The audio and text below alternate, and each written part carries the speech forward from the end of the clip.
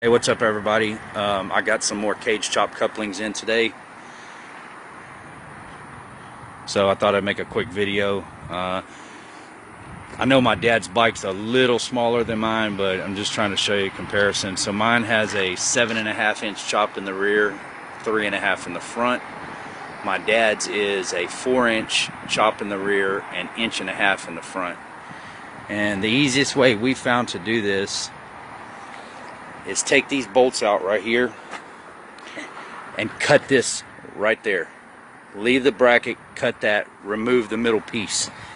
Then come to the front, mark how much you want to cut out, slide the coupling in, put the cage back, and tack weld that piece. Then you come to the back, mark how much you want to cut out, about right here, cut that amount out, slide your coupling in, put the cage back down, and tack weld that.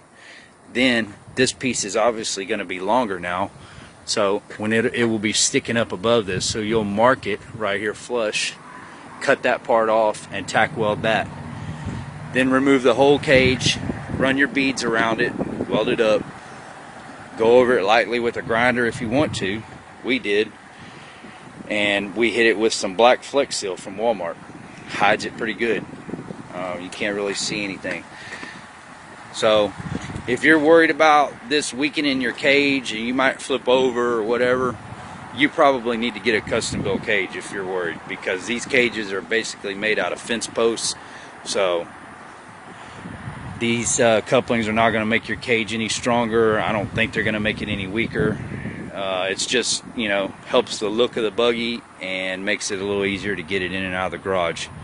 So if you guys are interested in some of these, hit me up on Facebook or send me a private message and we'll figure something out. Thanks a lot.